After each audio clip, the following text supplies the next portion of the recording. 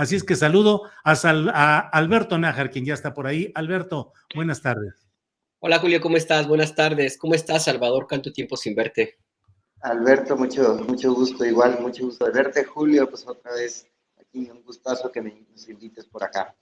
Al contrario, Salvador, muchas gracias de que estás por aquí y que podemos ir platicando en lo que se asoma de ratito Arturo Cano, quien debe estar por llegar ya a nuestra mesa de periodistas. Salvador Frausto, ¿cómo ves este tema de lo sucedido en estas horas recientes en Tabasco? Una acometida de policías contra trabajadores que dicen estar en exigencia de prestaciones laborales, de pago de horas extra, y bueno, pues se ha dado este enfrentamiento que no deja de tener como contexto, creo yo, Salvador, bajo tu mejor opinión, pues la pugna que hay política, mediática respecto a los proyectos energéticos en general de la actual administración. Se habla inclusive en un comunicado de la empresa de que hubieran sido provocadores o algo por el estilo. ¿Qué opinas, Salvador? Así es, Julio. Bueno, pues es como llamamos en las reacciones una noticia en construcción. Ahorita hay distintas versiones acerca de lo que está pasando por parte de los trabajadores de Dos Bocas, uno de los proyectos emblemáticos del presidente López Obrador, el cual pues se le ha metido una gran inversión, una gran apuesta, además de ser uno de los proyectos más simbólicos de este sexenio, y además en el estado gobernado por López Obrador. Entonces no podemos excluir la posibilidad de que aquí haya mano política en el asunto. Sin embargo, hay que seguir con mucha atención el tema de los heridos, el tema de estos trabajadores que presentan algunas heridas. Salvador, se oye un poco lejano y un poco entrecortado. A lo mejor es cuestión de que te acerques un poco más el micrófono el micrófono, o no sé, se escucha un poquito lejano y entrecortado, Salvador. ¿Ahí se me escucha bien, Julio? Ahí se te escucha bien, sí, Salvador. Ok, gracias. Bueno, pues habrá que seguir con atención el asunto de los heridos, pero sin duda lo que llama más la atención es que aparentemente los sindicatos, hay varios sindicatos ahí, 5, 6, 7 sindicatos metidos en el asunto, serían estos sindicatos quienes están agitando las aguas del conflicto en Dos Bocas, para pues, lastimar, poner bajo riesgo un proyecto emblemático del gobierno de López Obrador. Ese es uno de los elementos que hay que seguir, y la otra es el que les comentaba hace un momento, el asunto de los heridos. ¿Qué va a pasar con estas personas? ¿Quiénes? ¿De dónde salieron las balas? Aparentemente de gomas, de fuerzas federales, pero si fue Guardia Nacional, si fue Policía Estatal. Me parece que hay versiones encontradas sobre estos asuntos hasta el momento. Y bueno, pues habrá que seguirlo con atención por el componente político, por tratarse de uno de los proyectos emblemáticos del sexenio de López Obrador. Bien, gracias, Salvador. Alberto Nájar, ¿qué opinas de este tema que está moviéndose en estos momentos acerca de lo sucedido en Dos Bocas, Tabasco? Alberto Nájar, por favor. Mira, yo coincido con Salvador en el sentido de que es algo que está todavía en proceso. Hay que revisar con cuidado todo lo que ha ocurrido, las versiones que tenemos hasta este momento, que no dejan en realidad algo totalmente claro de qué es lo que ocurre en este momento en la refinería. Es cierto que hay varios sindicatos que están ahí metidos. Sabemos también que algunos sindicatos, sobre todo los corporativos, tienen mucha la tentación de actuar con muchísima violencia cuando existe algún movimiento que no les es favorable. También es cierto que en los proyectos emblemáticos del gobierno del presidente López Obrador, y por lo mismo es como un botín, es como una pieza muy apetecida para causar problemas en términos de tratar de evidenciar pues al presidente López Obrador. Es que es fácil ver lo que ocurre en Dos Bocas, ha sucedido en otros momentos, como una forma de causar ruido, de hacer ruido necesario, inclusive tratar de crear algún conflicto político para pues para el presidente, para el gobierno del presidente López Obrador. Y también es cierto, claro, que no todo necesariamente las ofertas o promesas que pueda hacer el primer mandatario se cumplen a cabalidad. El presidente puede decir que se les paga muy bien, que las condiciones laborales son las óptimas y hasta más, pero del dicho al hecho puede haber algún trecho, porque no sería la primera vez que una instrucción presidencial no se acata, no se entiende y que algo en el camino sucede y pues resulta contraproducente. Lo que es claro es que está muy incierto todavía el panorama.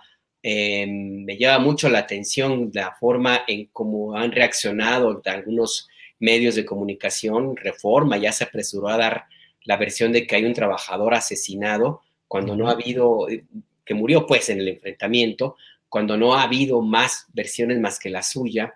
Me llama la atención también la rapidez y la forma tan parecida como algunos de los principales opositores y figuras mediáticas de partidos adversarios al proyecto presidencial ya están en esta idea, inclusive con frases y clichés y etiquetas ya muy creadas y repetidas.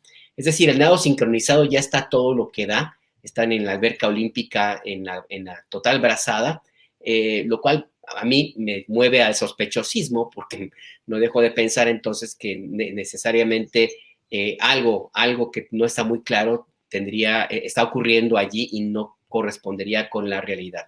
Vi un video que me llamó la atención y que se ha repetido mucho por estos personajes y que inclusive ha sido como caballito de batalla para tratar de crear esta narrativa de que hay un gobierno autoritario, represor y dictadura. Vi un video de un trabajador que va caminando y varios le dicen, traes un balazo.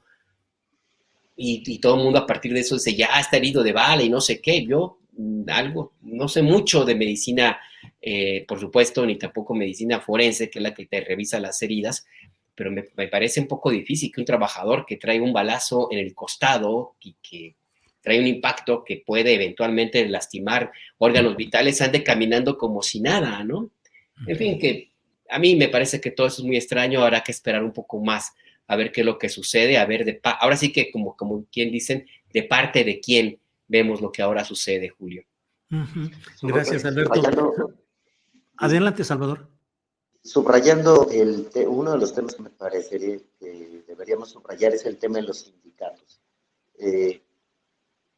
La agitación de las aguas parece provenir de los sindicatos, a pesar de que insistiría en el tema de que habrá que no perder atención al probable herido, a los probables heridos y de dónde venían las balas, pero me parece que el asunto está ahí. Habrá que ver el origen de estos sindicatos, que hay entre 5 y 7 sindicatos involucrados. Solo quería subrayar esa parte, Julio. Sí, Salvador. Alberto, que incluso pues en meses anteriores se dieron luchas muy fuertes de parte de sindicatos de la CTM, creo que también los sindicatos de la confederación que dirige Pedro Aces, en fin, diferentes sindicatos peleando por los contratos de la asignación de obras y por diferentes mecanismos de entrar a todo el manejo laboral en ese terreno. Muchos intereses ahí que luego suelen dirimirse pues también de manera violenta, Alberto. Sí, bueno, o sea, historias de luchas y de huelgas que se rompen a golpes, a balazos, de todo lo que quieran, pues México está lleno de eso. Y por supuesto que lo que tiene que ver con el tema de la actividad petrolera, no, ahí todavía se dan hasta con todo, ¿no? No hay que olvidar las historias de líderes sindicales opositores a los dirigentes del Sindicato de Trabajadores Petroleros de la República Mexicana, que inclusive algunos en los años 80 fueron inclusive asesinados, ¿no? Opositores al que gobernaba el sindicato en ese entonces, Joaquín Hernández Galicia, La Quina, y como la CTM también tenía, no sé si sigan activos, seguramente sí, movimientos y grupos de golpeadores, de porros, de rompehuelgas, cómo se dirimen algunas, cómo se resuelven la titularidad de los contratos colectivos cuando en algunos estados de la República. No hay que olvidar, por ejemplo, lo que intentó ocurrir en Silao, Guanajuato, que si no hubiera sido porque es una empresa transnacional y que hubo ruido en Estados Unidos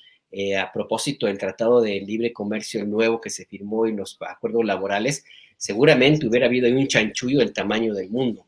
En fin, que sí, los sindicatos mexicanos, los corporativos, sí tienen una historia de violencia y no habría que descartar, como dice Salvador, que las aguas también, o parte de las aguas, se estén moviendo también por ese lado. Yo insisto, también habría que revisar, hay que preguntarse a quién le conviene, quién está ganando con este movimiento, quiénes hasta ahora han demostrado que están contentos con lo que sucede y cuál es el provecho político y cómo se va a utilizar la narrativa que se construye. Si también revisamos eso, pues podremos encontrar algunas pistas de qué es lo que hay realmente detrás de esto que vemos ahora en Dos Bocas, Julio. Gracias, Alberto Nájar.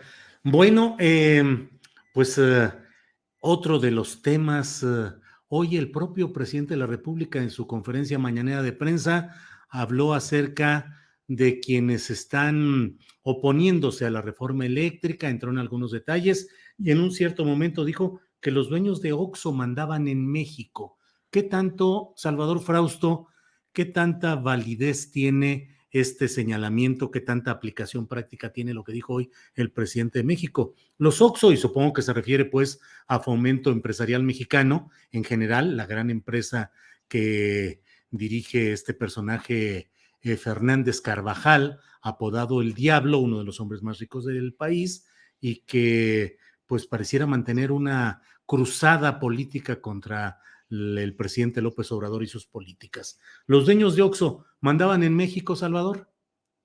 Es singular el presidente lograr colocar frases que expliquen o definan ciertas circunstancias políticas. Me Oye, parece que en este... Salvador, sería muy bueno para cabecear en periódicos o en cosas así, ¿no? En pocas Exacto, palabras, la síntesis y además llamativa, ¿no? totalmente. Quizá en su otra vida fue jefe de una mesa de redacción. Eh, Hubiera podido ser López Obrador un gran cabeceador de notas, la verdad. Oh. Eh, y además tiene un pulso para saber explicar los fenómenos políticos con un coqueteo hacia lo informativo, hacia lo que va a interesar que la gente y los medios de comunicación entremos en esas discusiones. Ahora a mí me llama la atención que es absolutamente claro que el bloque opositor al presidente está organizado por una serie de empresarios. Es decir, la alianza de PAN, PRI, PRD, es muy elocuente esta reunión que tienen los presidentes de estos partidos con empresarios muy poderosos del país, en los cuales se les ve ahí dialogando y planteando unidad frente a la reforma eléctrica y unidad frente a los comicios que vienen pronto, ¿no? Entonces tenemos que esta alianza no es un secreto, no es oculto, que para poder armar la alianza PRI-PAN-PRD tuvieron que los empresarios convocar a los presidentes de estos partidos, Claudio González, Gustavo de Hoyos, muchos otros, entre ellos estos empresarios dueños de los Oxxos, y ellos crearon esta asociación que se llama Sí por México, que derivaría en la alianza Va por México, integrada por estos tres partidos. Entonces es muy claro que todos estos grandes empresarios, en sus pronunciamientos públicos, en su participación en esta asociación civil Sí por México, en el apoyo que dan a Va por México y en el apoyo explícito a PRI, PAN y PRD, están jugando en un polo de la ecuación. No es algo secreto, es algo público y forman parte del gran bloque opositor del presidente López Obrador. Y ahí están enfrentados. Lo que sí me parece es que van a ir juntos estos tres partidos en alianzas electorales, pero no necesariamente van a votar juntos en las reformas que se van a proponer en los próximos semanas y en los próximos meses. Particularmente en la eléctrica, veo dividido al PRI y no creo, a diferencia de otros, que aunque el PRI vote a favor de la reforma eléctrica del presidente o una parte del PRI así lo haga, eso estropee la alianza electoral para las gubernaturas en disputa del próximo año. Van a saber jugar en los dos carriles el PRI, o por lo menos así así lo estoy viendo. Pero sin duda, este asunto de que los dueños del Oxxo mandaban en este país es muy cierto, estaban muy cercanos todos los empresarios al gobierno de Peña Nieto, y en esta ocasión pues están siendo parte de la oposición al, al, a la llamada 4T, Julio y Alberto. Gracias, Salvador. Alberto Nájar, ¿los dueños de Oxxo mandaban en México? Pues mira, yo no sé si nada más Grupo FEMSA mandaba en México, pero de que era parte de los que se creían propietarios del país, pues sí, sí es cierto. Y basta nada más ver la reacción que han tenido este grupo de empresarios, algunos asentados en Monterrey, ante la embestida, bueno, ante los proyectos, programas y sí también la embestida del presidente López Obrador para terminar con ese monopolio en la asignación de contratos, en los privilegios que tenían algunos de estos consorcios al que momento de no pagar los impuestos como debían, la condonación de la cual eran objeto, la devolución de impuestos, en las facilidades para, por ejemplo, no cumplir con todas las responsabilidades laborales que hacia sus trabajadores, en fin, que todo ese tipo de temas que les han permitido de una u otra forma a estos empresarios pues convertirse en millonarios y en tener un control enorme en la economía mexicana, pues se los quitaron una parte y no están nada contentos.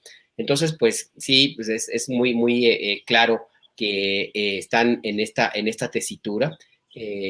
¿Hasta dónde van a tratar a llegar? Pues no lo tengo muy claro. Yo lo que veo es que ese ejercicio que hicieron en las pasadas elecciones del 6 de junio no les resultó todo como lo habían planeado, tampoco les fue tan mal, pero por lo menos, pero vamos, no ganaron todo lo que estaban esperando, no le arrebataron el control de la Cámara de Diputados al partido en el poder, no ganaron las gubernaturas que estaban ellos, en las cuales invirtieron recursos, y dejaron además la idea de que el presidente López Obrador pues sí, ciertamente tiene un cierto halo, no quiero decir invencible, pero por lo menos muy difícil de roer, es un hueso muy duro de roer, y le dieron una salida importante para el ejercicio que viene, que es en el 2022, en la revocación de mandato. En fin, que yo creo que en ese sentido, pues sí tenían mucho poder, mucho control, lo están perdiendo, y pues habrá que ver, insisto, para dónde es que van a caminar en los siguientes días. Yo creo que aquí habrá que revisar el papel del Partido Revolucionario Institucional, Julio Salvador, porque ellos sí tienen la llave, creo yo, para destrabar esta iniciativa de reforma eléctrica, a la ley eléctrica, y ellos de una u otra forma pueden ser el fiel de la balanza. Hasta dónde van a caminar hacia apoyando al presidente López Obrador, habrá que verlo, porque el canto de las sirenas del otro lado está muy fuerte. Yo no sé si sea nada más con dinero, la presión política y seguramente a través de los actores centrales de este partido del PRI va a estar de a peso, va a estar a la orden del día, y sí, es un escenario, una lucha que valdrá la pena estar muy cercano, muy cerca, no quitar la mirada para ver hacia dónde se mueve, Julio. Bien, Alberto Nájar, muchas gracias. Bienvenido Arturo Caño. Arturo, buenas tardes. Buenas tardes, perdón, ya sabes, los duendes de la tecnología que a veces nos impiden conectarnos. Así es, sé que está. Alberto, Salvador, ¿cómo están? Sé que estabas puntual, Arturo, y que hubo problemas ahorita para la conexión, que pueden ser del propio programa StreamYard, que a veces tiene también sus fallitas, pero bueno, lo importante es que ya estás por aquí, Arturo, y estamos en este momento hablando acerca de lo que significa este planteamiento que ha hecho el presidente de la República hoy en su conferencia mañanera, que ha dicho: los dueños de Oxxo mandaban en México. ¿Lo crees así, Arturo Cano? Bueno, sin duda, ellos y otros. El presidente, supongo que se refería o que ligaba esta afirmación con la fotografía ya muy comentada del famoso club de Toby de la oposición, por la presencia ahí de Gustavo de Hoyos, un personaje ligado FEMSA, ligado a Fernández Carvajal, el Diablo, a quien ya mencionaban. Yo lo que quisiera destacar es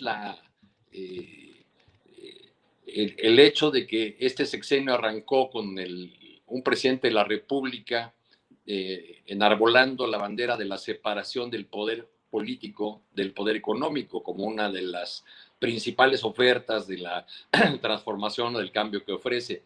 Y de este modo resulta una paradoja que sea en este sexenio de la 4T en el que justo el poder político, así sea el de oposición, se une al poder económico para enfrentar al presidente de la República.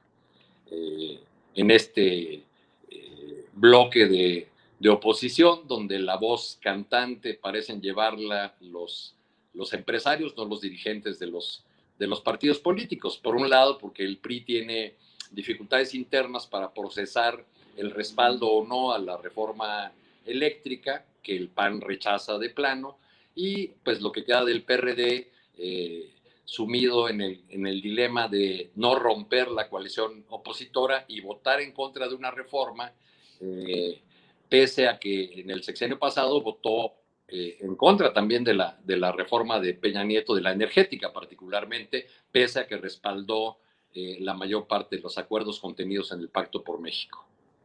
Arturo, muchas gracias. Andrés Ramírez, creo que tenemos el video donde la secretaria de Energía, Rocío Nale, da declaraciones acerca de lo sucedido hoy en Dos Bocas, Tabasco. ¿Puedes ponerlo, por favor, Andrés? Habla de algunos lesionados. ¿Hay lesionados? Hay 3 personas que están detenidas ya. Ya se hizo, la ICAFLOR hizo la denuncia y es todo el saldo. ¿Hay heridos? No. Hay unos videos en las redes sociales donde se aprecian a 3 trabajadores que están heridos en este altercado que hubo con la autoridad estatal. Son trabajadores que visten un uniforme, un overol. Sí. ¿Qué pasó con ellos? ¿Ellos pertenecen al grupo de choque o quiénes son? No, sí eran, pues parte de los trabajadores, yo no los tengo identificados, estas 3 personas tuvieron lesiones ahí, pero no nada de gravedad. Dentro del mismo... ¿Se utilizaron algún tipo de gas de lacrimógeno para dispersión? Bueno, lo que no sé, yo no sé que hayan utilizado, lo único que sé es que la policía estatal nos ayudó a contener porque no se les permitió la entrada y no se les va a permitir ya. ¿Continuaron los trabajos normales en Dos Bocas? Sí, está. ¿A qué se debe esta provocación? Hoy lo dijo el presidente, hay 25,000 trabajadores adentro y este fue un problema de 300 o de 200 que son los que están en un paquete. ¿Y a qué se debe esta provocación, secretaria? Ya les explicó el presidente que es un problema de líderes. No son 5,000 trabajadores. No. Claro. Es una minoría nada más. Sí, claro.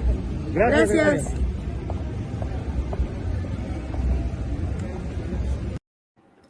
Gracias, Salvador, Alberto y Arturo, por permitirnos poner este video de lo que está sucediendo en estos momentos sobre este tema.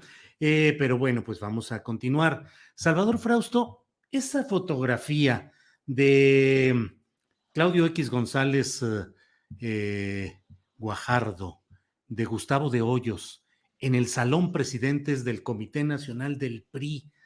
Yo no sé, Salvador, pero tenemos mucho tiempo cubriendo actos políticos y yo no sé, pero cuando menos se guardaban las formas. El hecho de que 2 influyentes empresarios o representante empresarial, en el caso de Gustavo de Hoyos, lleguen a una reunión política a la sede del PRI, con lo que implica el PRI respecto a las presuntas propuestas de corrección y de mejoría de la vida pública que proponen algunos de estos empresarios, ¿no es un poco aberrante y no es casi delator de esa influencia empresarial en el manejo de los asuntos políticos de partidos, el PRI, el PAN no se diga, lo que queda del PRD, que deberían de tener su vida propia sin influencia empresarial, al menos tan explícita, Salvador?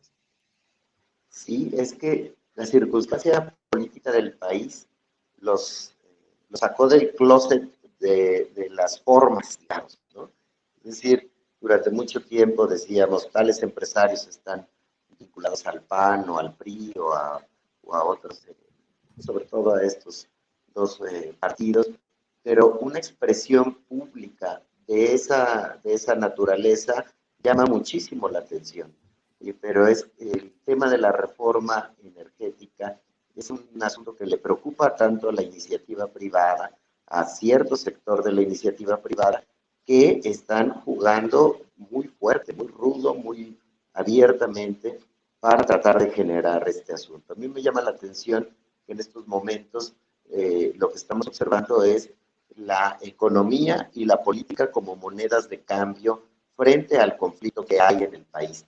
Estos asuntos en los cuales el gran interés de la iniciativa privada es la reforma energética y el interés de los partidos de oposición del PRI, del PAN y PRD es ganar lo más que puedan las elecciones que vienen el próximo año. Entonces, me parece que lo que vamos a ver es asistir a un asunto en el cual los empresarios van a presionar hasta el último momento y son quienes pueden hacerlo con el PRI, que es el más dividido en este asunto de la reforma energética. El PAN pues parece ir bastante, que irá a votar en contra de esta reforma que propondrá el presidente López Obrador. El PRD también estaría por ahí, pero el PRI se puede dividir y los empresarios están ahí presionando. Le queda al PRI generar algún tipo de moneda de cambio para poder votar a favor de una parte por la reforma energética y otra parte probablemente no lo haga. Entonces habrá que echar números, habrá que seguir este asunto con mucho cuidado, pero sin duda llama muchísimo la atención que la fotografía entre estos empresarios influyentes y los dirigentes de los partidos se tomen en un espacio que tiene que ver con el PRI. Estamos asistiendo a un asunto muy claro en el cual ahí están los alineados intereses que están jugando en contra de la agenda que está planteando Morena y sus aliados y por supuesto pues el presidente López Obrador. Bien, Salvador, gracias. Alberto Nájar, pues ha habido muchos comentarios y muchos análisis sobre esta fotografía, entre otras cosas, el asunto de género, de que no hubo ni una sola mujer en el ámbito directivo de PAN, PRI, PRD y los empresarios asistentes. Pero a mí me sigue impactando mucho el hecho de que de una manera abierta se reconociera pues la influencia. Una cosa es Sí por México, que es el organismo supuestamente aparte en el cual pueden llegar a confluencias o alianzas, y otra cosa es ya el manejo en la propia sede del PRI y ver a Claudio X González y ver a Gustavo de Hoyos pues supuestamente buscando cambiar las cosas y en lucha contra una serie de valores negativos de la política en el Salón Presidentes con las fotografías de los jefes políticos del partido que habría llevado al país a la circunstancia que está actualmente. ¿Cuál fue tu lectura casi diría escénico-política de este asunto, Alberto? Pues no deja de ser surrealista que uno de los líderes o ex líder del sindicato patronal que más ha combatido al Partido Revolucionario Institucional, que se convirtió inclusive en el ariete en contra de las políticas de presidentes emanados del PRI, y que de una u otra forma ha contribuido con muchísimos recursos y también con no pocos líderes empresariales devenidos en la política, se tome la fotografía justo a unos metros de la imagen de algunos de los que en su momento estos mismos personajes consideraban como el mismito demonio, ¿no? Me parece que allí habría que hacer una revisión de hasta dónde se ha extraviado el sentido histórico de estos líderes empresariales y hasta dónde el pragmatismo y, por qué no también decirlo, el odio, pues los ha llevado a aliarse con quienes antes eran pues, sus principales enemigos. Yo no sé hasta dónde personajes como el Maquis o Manuel Cloutier, pues no sé qué hubieran dicho, seguramente alguna de sus gracejas o sus leperadas, como luego de pronto soltaba con mucha gracia, pero las decía. Uh-huh. En fin, pero a mí me parece que esto es un símbolo de estos tiempos donde cada vez queda más claro que solamente hay como dos grandes bloques en términos de la política: estar del lado de lo que implica la 4T, lo que sea ese movimiento político, porque tampoco podamos decir que sea totalmente de izquierda, y todos los demás y entre todos los demás no hay un eje articulador en términos de ideología, como lo acabamos de ver con esa fotografía, Julio. No veo yo por ahí que haya un cariz con un sentido de proyecto de país, de proyecto político, proyecto empresarial inclusive. Lo único que veo son un grupo que se juntan todos unidos por el odio, por la pérdida de privilegios, y que están echando bola, están haciendo bolita justamente pues para tratar de defenderse, de combatir al otro enemigo. ¿Qué va a resultar de eso? Pues no lo sé, porque hay intereses muy variopintos. ¿Hasta dónde realmente van a ser útiles personajes como políticos del PRI, por ejemplo, para los dueños del dinero, los de veras, sus patrones? Pues habrá que verlo en las próximas semanas. Pues sí creo que el PRI en este momento es el principal ganador, porque se está cotizando muy caro, porque si saben negociar les va a ir muy bien, porque entonces se van a vender todavía más a un precio más alto hacia quien los necesita, en cierto sentido, que son los legisladores del partido en el poder de Morena. Entonces, pues sí, surrealismo a secas, mi querido Julio. Bueno, Alberto Nájar, gracias. Arturo Cano, pues es difícil entrar a la lectura y enterarnos claramente. Por ahí se oye algún ruidito de alguien que a lo mejor tiene abierto el sonido y se reintegra el micrófono o algo por el estilo. Nada. Entonces me hace que el sospechoso, el principal sospechoso eres tú, Arturo Cano. No hay nada ahí, nada. No, hemos silenciado todo. Bueno, pues aquí se oye algo. Sí, también yo lo escucho, es como si estuviera Claudia X González gritando, yo quiero hablar. Así es. Quiere participar, Claudio. Sí, hay que darle tribuna. Arturo, el proyecto de reforma eléctrica del presidente López Obrador consiste políticamente en el control o la recuperación dominante del control del Estado sobre la energía eléctrica y por tanto, pues digamos un freno a la desaforada acumulación de riqueza de empresas que a la mala se hacían de la energía eléctrica y demás cosas. Esto es un reto político mayor que puede desencadenar consecuencias mayores. Digo, la historia latinoamericana está llena de episodios en los cuales tocar el tema energético ha generado problemas, revueltas o intentos de deponer a esos gobiernos nacionalistas o progresistas. ¿Qué opinas de todo esto, Arturo? Hice la pregunta tan larga que Arturo prefirió retirarse y dijo, no, pues bueno, si vas a echarte tú el rollo todo este rato, mejor me... Arturo, ahí estás, entra y sale. Ahí estás ya, Arturo. Es que no oí la formulación de la pregunta completa, perdón, Julio, porque tengo problemas para escuchar, pero entiendo que te refieres al tema de la reforma eléctrica como el centro de la disputa por la nación en estos tiempos y sí. El hecho de que pues la posición frente a esta propuesta de reforma está obligando a los actores políticos a definiciones que no tienen que ver solamente con esta reforma, sino que están acomodando ya, digamos, a sus ejércitos, cada uno de los bandos, rumbo a 2024. Sin duda es un tema muy polémico, como lo ha sido el tema energético desde muchos años atrás. No podemos olvidar que las reformas que intentaron sucesivamente Fox, Calderón, otros presidentes, pues no pudieron ser concretadas para avanzar en el camino a la privatización del sector energético, y tuvo que llegar Peña Nieto con esta reforma que nos ofreció, que nos prometió el paraíso de los precios bajos y de la energía y de las energías limpias.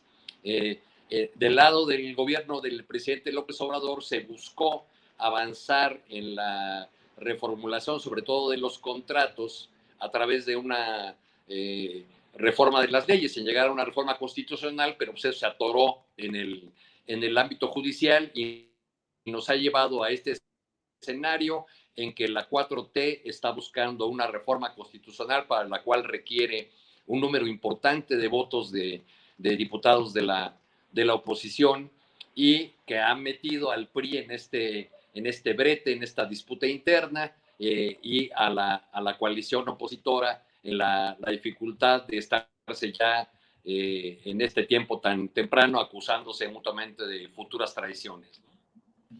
Bien, Arturo, muchas gracias.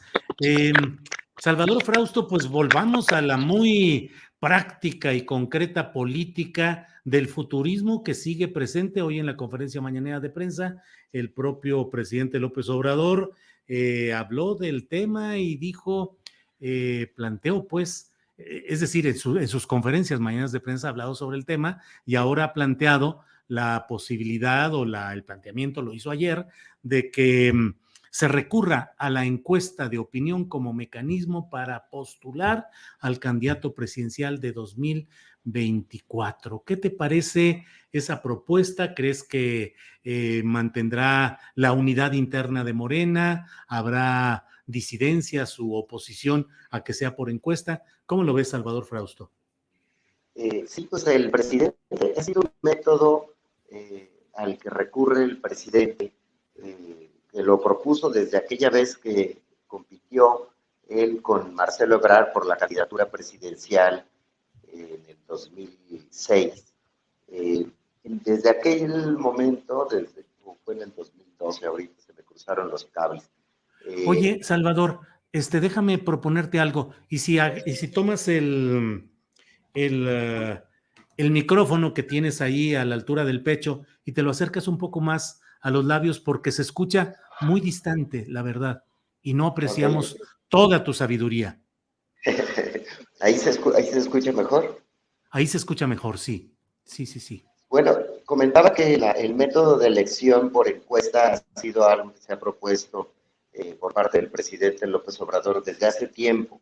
Así dirimió la disputa cuando compitió por la candidatura presidencial con Marcelo Ebrard, así lo ha propuesto ya en Morena en muchas ocasiones, y en esta ocasión hay que ver a quién va a beneficiar, si a Sheinbaum o a Marcelo Ebrard. Queda claro que en el caso de Ricardo Monreal pues no lo beneficia, y ya Ricardo ha deslizado la idea de que él prefiere que haya campaña, que haya una especie de elección interna en la cual los aspirantes vayan a los estados, busquen conquistar el voto de la gente de Morena. Sin embargo, la duda aquí es quién está arriba en las encuestas, si Claudia Sheinbaum o Marcelo Ebrard. Yo he visto encuestas en los dos sentidos, unas que tienen arriba a la jefa de gobierno y otros que tienen arriba al canciller. Entonces, vamos a enfrentarnos, esto mete a la elección del candidato presidencial de Morena en una lucha por la popularidad. Se mete la sucesión de Morena en un carril de lucha por la popularidad y, por tanto, pues de lucha por los reflectores. Hemos visto al presidente ya acompañar a Claudia Sheinbaum a recorridos en la Ciudad de México, a decir que es muy buena gobernante, la ha apoyado, se entiende que es su favorita, pero a la vez no le cierra las puertas a Marcelo Ebrard, y también pues estuvo sentado a su lado en la reunión binacional con autoridades de primer nivel del gobierno de Estados Unidos, con aquella foto polémica en redes en la cual Marcelo parece sorprendido de lo que dice el presidente López Obrador a sus contrapartes de los Estados Unidos. Vemos ahí que se va a meter la sucesión en ese camino, en una lucha por la popularidad, y eso también quiere decir que van a tener que tener actos públicos, maneras de acercarse a la gente, los que aspiren a ser candidatos presidenciales. En términos de eficacia de gobierno, no sé qué tan útil sea que estén preocupados Marcelo y Claudia por caerle bien a la gente, ¿no? En vez de poner por encima su trabajo en las carteras y en los espacios en los que tienen ellos que estar poniendo atención y que estar jugando. También en ese sentido me llama la atención Ricardo Monreal está viajando mucho a los estados, está reuniendo con muchos personajes políticos cercanos a Morena y cercanos a otras fuerzas políticas, y se entiende, o por lo menos podríamos prefigurar, que Marcelo y Ricardo Monreal van a jugar juntos hasta cierto punto para tratar de obtener algún beneficio importante en la selección del candidato presidencial de Morena. Pero bueno, pues se pone interesante esa lucha, las encuestas, a cuál creerle. En este caso, no sé ustedes, pero yo veo encuestas de un lado y de otro. No podría decir que en este momento Claudia aventaja a Marcelo o Marcelo aventaja a Claudia. Gracias, Salvador Frausto. Alberto Nájar, ¿podríamos pensar en que la voz presidencial, hablando de las encuestas de opinión, es una forma de desplazar a Ricardo Monreal, que ya se opuso a ese sistema de las encuestas cuando la candidatura de Sheinbaum a la Ciudad de México, y que además el propio Monreal insiste en que haya una especie de elecciones primarias o abiertas, por un lado, y por otro, ¿llegará al final el presidente de la República con las dos cartas explícitas, Claudia y Marcelo, sometidos o reservados a que haya esa encuesta y que por esa vía se resuelvan las cosas? Ya sé que no somos adivinos, pero en términos políticos, ¿crees que esto conlleva riesgos para la unidad interna de Morena? Mira, cualquiera que sea el método, así sea el humo blanco que usan en el Vaticano, y si por arte de magia o por intercesión de Dios todos los de Morena se convirtieran en fervientes católicos, pues lo que sea va a provocar controversia. Desgraciadamente en Morena hay una especie de usos y costumbres casi metido en el ADN de ellos, de pelearse, pues, de dividirse, de no estar totalmente de acuerdo, como que no acaban de entender que el proyecto político en el cual participan es superior al ladrillito de poder por el que están peleando algunos grupos, ¿no? Así es que, pues, yo creo que el presidente simple y sencillamente está recurriendo al método que le ha sido útil para enmascarar, o para por lo menos tratar de tranquilizar las aguas dentro de su partido político. ¿Hasta dónde las encuestas son reales? Yo no tengo, honestamente, datos para creer que en ese sentido de que se consulta a toda la gente que dicen que se consulta. Es más, no acabo de entender si realmente hay encuesta. No lo tengo claro. No ha habido una respuesta de parte de la dirigencia de Morena en los últimos años para que sea lo suficientemente satisfactoria como para que despeje todas las dudas sobre, una, si hay encuesta, y dos, si la hay, el método de selección, la metodología, la base de encuestados, cómo se procesa, quién la hace, dónde se aplica, etcétera. Entonces, pues por ese lado, pues puede ser una elección, puede ser una encuesta, lo que sea. No va a haber, creo yo, ningún método que sea suficiente para despejar una eventual controversia. Yo no sé si división, ni tampoco si fractura, pero sí por lo menos un pleito ahí en Morena. Y por el lado de Ricardo Monreal, pues no sé qué palabra, qué adjetivo utilizar, porque él dice que no quiere encuestas, sino elección. Y de nuevo, no sé realmente si él esté convencido de que puede ser un candidato. O sea, no sé quién le hace creer que realmente él tiene todos los vuelos y los atributos sí cree que los tiene, pero el respaldo que se necesita para ser candidato dentro de Morena.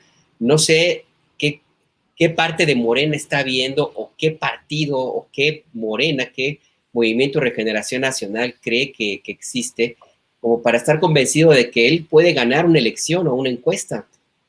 No sé. Alberto, ¿y lo ves a Monreal como un candidato de los opositores a López Obrador, con la idea de que justamente esa disidencia algo le quite a Morena y lo sume a los opositores que en realidad no tienen ninguna candidatura viable, al menos hasta el momento? Mira, ahorita yo lo veo más alineado con todas sus jugadas, sus amagues, con todo lo que el caudal mediático que tiene Ricardo Monreal, y también, pues, el arrastre político que tenga, poquito o mucho, jugando más en favor de Marcelo Ebrard. Ahí habría que preguntarse si no tanto si Monreal se iría como una figura hacia la oposición, sino si Marcelo Ebrard, para quien trabaja Monreal, estaría dispuesto a encabezar un proyecto político distinto al del Movimiento de Regeneración Nacional. Creo que Ricardo Monreal ya lo ha intentado en otros momentos. El presidente López Obrador sabe muy bien cuáles son los hilos, pues, que le interesan, cuáles son los callos que necesita pisar el presidente López Obrador para encauzar o convencer a Ricardo Monreal. Yo creo que la pregunta habría que ver es no tanto si Monreal se va o no, y qué tanto puede realmente pesar Ricardo Monreal en términos electorales. ¿Qué tanto conocen los mexicanos a Ricardo Monreal, hombre? O sea, ¿qué tanto? ¿Qué puede realmente, si apareciera en la boleta, convencer a alguien de Iztapalapa, de Zapopan, Jalisco, de Chihuahua, de la Sierra Tarahumara? ¿Realmente es una figura conocida? Yo creo que ahí también habrá que ver el peso verdadero que puede llegar a tener Ricardo Monreal como político popular de arrastre. Yo no lo veo. Tampoco lo tiene Marcelo Ebrard, aunque en las mediciones pues es más conocido Marcelo Ebrard, por supuesto. Sí. Bien, Alberto, gracias. Arturo Cano, ya nos metimos de lleno al futurismo y ya estamos viendo encuestas de opinión como método para el 2024, propone el presidente de la República. Monreal dice que elecciones primarias o abiertas, y con Alberto Nájar ya estamos aquí pensando, bueno, a incitación mía, pues debo de reconocer mi culpabilidad en eso, pero ya estamos hablando de si se va a Monreal o si se va Ebrard a la oposición. ¿Qué opinas de todo este juego de posibilidades, Arturo? Bueno, primero decir que la propuesta de Monreal de que haya una elección primaria se acompaña de la propuesta de que haya piso parejo, que ha sido aceptada también por Marcelo Ebrard. Yo creo que la oposición de Monreal a las encuestas es una voz interesante por el papel suyo como coordinador de los senadores de Morena, pero no es la única voz dentro de Morena que se ha opuesto al uso de este método o a que se siga usando este método para definir a los candidatos. Muchas de las protestas que incluso derivaron en la toma de instalaciones de Morena aquí en la Ciudad de México en los meses pasados o antes de la elección de este año, pues ese fue el motivo de la propuesta, que que había candidatos inconformes porque nunca conocieron los ejercicios demoscópicos que se hicieron. Pero también ha habido voces muy importantes, como la que ya tú citabas al inicio del programa, la del filósofo Enrique Dussel. Yo quiero recordar que en el último Consejo Nacional Presencial que se celebró antes de la pandemia, la persona más ovacionada en esa reunión del Consejo Nacional de Morena, en segundo lugar fue la presidenta de ese órgano, Berta Luján. La persona más ovacionada fue Enrique Dussel, precisamente. Es una persona que tiene una gran autoridad moral o ética, por así decirlo, entre las filas de Morena, y es alguien que claramente ha argumentado en muchas ocasiones. Hay un artículo de él de 2019 en el que habla de las encuestas como una herramienta de mercado, como una herramienta para medir las preferencias del consumidor y que por lo tanto no necesariamente sirve para darle rienda suelta a las decisiones de una fuerza política. El presidente López Obrador ha ido optando con el paso de los años por el uso de las encuestas, quizá por las experiencias de las elecciones internas que hubo en el PRD, ¿no? Que fueron un desastre, alguna de ellas incluso anulada por el fraude interno, pero también es alguien que sabe que su fuerza política puede definir una elección dentro de su partido. Eso ya ocurrió en 2006 cuando se enfrentaron en una elección interna por la candidatura del PRD a la jefatura de gobierno de la Ciudad de México, Marcelo Ebrard y Jesús Ortega. el hecho que inclinó la balanza hacia Marcelo Ebrard fue que unos días antes de la elección, López Obrador dio una entrevista en la que dijo que el mejor candidato del PRD sería Marcelo Ebrard. Y ganó. Bien, Arturo. Pues son las 2:50 p.m. Hoy empezamos muy puntualitos, extrañamente puntuales a las 2 de la tarde. Así es que creo que llega el momento en el cual los invito a que nos compartan la reflexión, invitación, consideración, lo que deseen sobre actividades propias, ajenas, lo que deseen aportar en este postrecito sobre la mesa. Perdón, Alberto Nájar, estoy brincándote, ¿verdad? Sobre este comentario, o ya di la vuelta. No, ya hice la vuelta ya. Sí, perdón, ya es la hora y es el hambre que ya empieza a arreciar. Salvador Frausto, ¿algún comentario que desees agregar, alguna invitación, comentario, reflexión, lo que tú desees ya con este postrecito sobre la mesa, Salvador?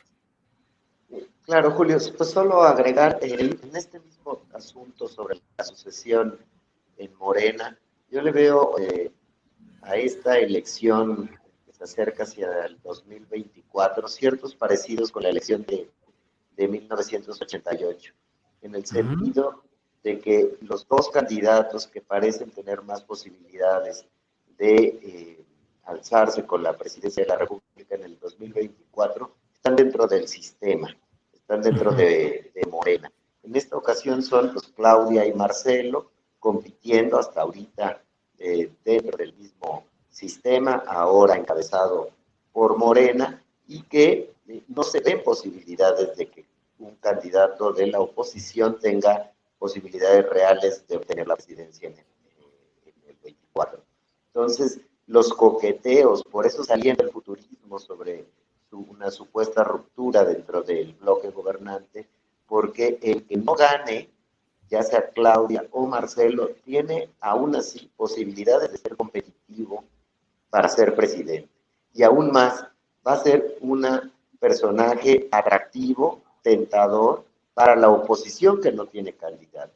Y va a ser un personaje atractivo, tentador, para los empresarios que no quieren que continúe el gobierno bajo la línea del presidente Andrés Manuel López Obrador. Entonces, en ese sentido, como se asume que Claudia es la favorita del presidente, Marcelo, algunos analistas, observadores lo han visto jugando en un escenario de ruptura junto con Ricardo Monreal y algunos otros pesos fuertes de Morena, probablemente con el Partido Verde, que es donde tiene alianzas y cercanos fuertes Marcelo, y también pues Monreal y el PT podrían eventualmente jugar en una candidatura distinta. Entonces, el futurismo político sí nos hace pensar que pues, Claudia y Marcelo tienen mucho capital político que jugar de aquí al 24 y habrá que ver si el perdedor de esa encuesta se disciplina y acepta una embajada o acepta un cargo menor, acepta ser senador, acepta ser senadora, lo que sea. No los veo jugando, aceptando una posición menor al que no gane esa encuesta.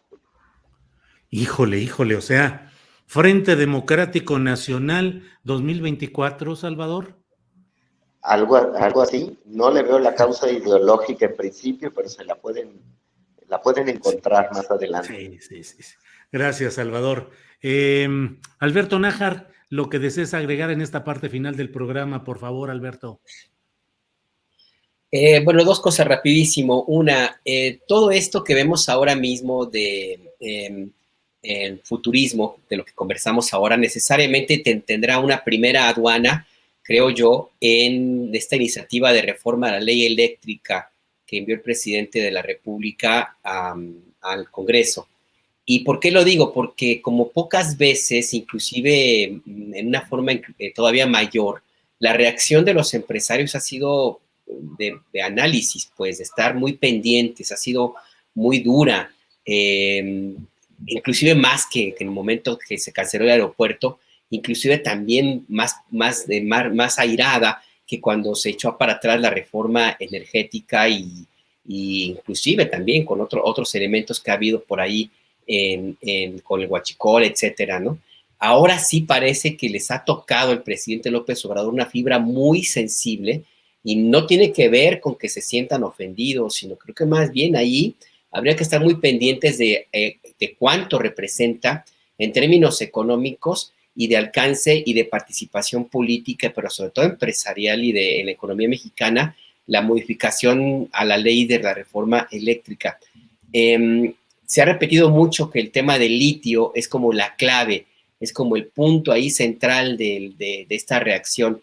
A mí me parece que sí, pero como está todavía muy en proceso de explotación y como está todavía muy, en algunos casos hasta de exploración, no creo que sea solamente el litio el tema que mueve de esta manera a los empresarios y a todos sus jilgueros, pues.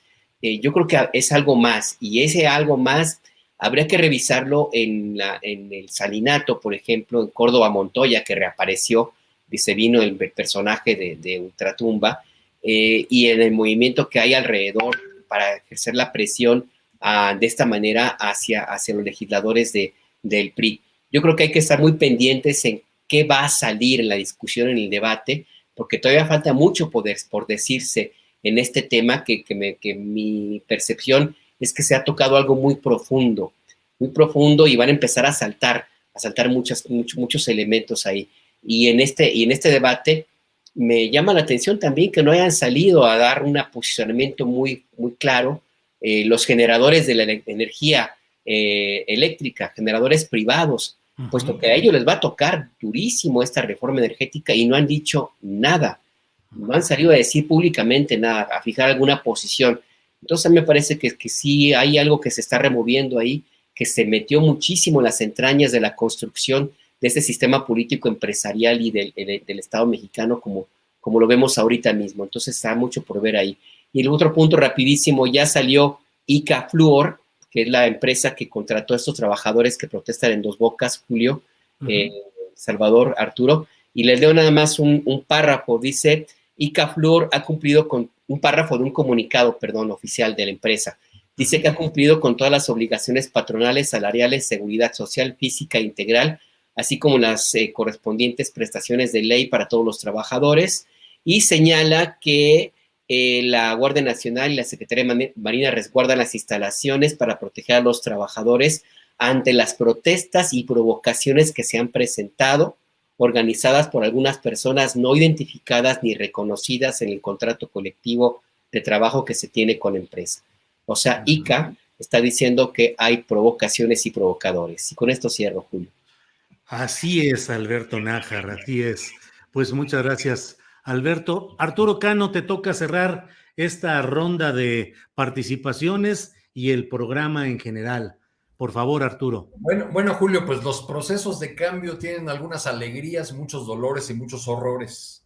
Uno de los horrores del cambio que estamos viviendo en estos tiempos, pues es que tenemos una nueva ley laboral muy de avanzada, que se están teniendo que registrar los contratos colectivos, que ya hay recuentos adentro de las plantas. Pero bueno, tenemos todos estos cambios con los mismos sindicatos de siempre, con los sindicatos gasteriles, los sindicatos charros, los sindicatos que venden contratos de protección.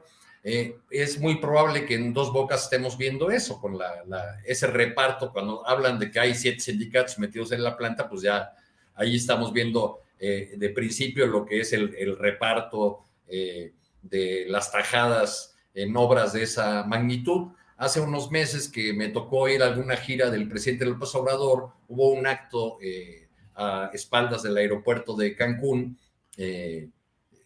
A un lado de la carretera colocaron los toldos para la supervisión de la obra, etcétera. Durante todo el evento estuvieron pasando camiones de volteo de esos enormes que tocaban las bocinas para que la gente que estaba en el acto del presidente y el mismo presidente vieran la protesta, con grandes mantas en esos enormes camiones en los que rechazaban la presencia de CATEM, de la confederación que encabeza el senador Pedro Aces, ¿no? Hace un par de días me decían, esos son los sindicatos que hay, pues, los que están disputándose estas esas obras. Hace un par de días una fuente sindical me comentaba que el contrato de la planta de Nissan en Aguascalientes, una armadora muy, muy importante, lo ganó CATEM contra la CTM. Pero me hacía ver esta fuente sindical que el dueño del sindicato que ganó la titularidad de esa importante empresa, del contrato de esa importante empresa, es un heredero, un hombre, un líder sindical formado por Wallace de la Mancha, a quien Alberto debe recordar muy bien porque alguna vez escribiste una historia, Alberto, sobre Wallace de la Mancha, que era un personaje muy singular que encabezaba unos llamados grupos Fidel Velázquez, que eran grupos de choque de la CTM, que entre muchas otras cuentas pendientes, pues fueron los que tuvieron que ver con la represión a los trabajadores en huelga de Ford, donde resultó muerto al menos un trabajador, si mal no recuerdo. Era Lupe Uribe. Era Lupe, pero era Lupe el líder del sindicato, pero el operador gasteril, digamos, el encargado de llevar los camiones con los golpeadores era Wallace de la Mancha. Exactamente, sí. ¿Sí? Bueno, pues muchas gracias a los tres por esta mesa. Son las 3:01 p.m. Gracias a Salvador Frausto, a quien aprovecho para felicitar aquí. Ya lo hice en internet, que es ahora nuestro nuevo correo inmediato y automático para este tipo de cosas. Ya lo hice felicitándolo por su nombramiento como director de investigaciones y asuntos especiales del Grupo Milenio. Así es que, Salvador, felicitaciones y muchas gracias por estar aquí. Muchas gracias por la invitación, Julio, y por las felicitaciones. Y sí, pues acá andamos ahora dándole como siempre. Y un gran abrazo para mis amigos Alberto y Arturo. Gracias. Alberto Nájar, muchas gracias y que todo siga bien por allá en Rompeviento TV con Ernesto Ledesma y con el gran equipo de trabajo que tienen. Gracias, Alberto. Sí, muchas gracias, Julio, muchas gracias, Arturo, Salvador, y bueno, pues ya que tú que estás ahí, tú que puedes, una buena torta ahogada, un aguachile, a las 9 esquinas, un tejuino. Híjole. Sí, calla, no digas que ya a esta hora ya claro que se antoje. Gracias, Alberto. Salimos corriendo, compañeros. Sí, salgamos corriendo. Arturo Cano, muchas gracias como siempre por tu conocimiento, el contexto y todo lo que nos permites ahondar de estos temas políticos. Arturo, como siempre, gracias. Buenas tardes a todos. Que estés muy bien.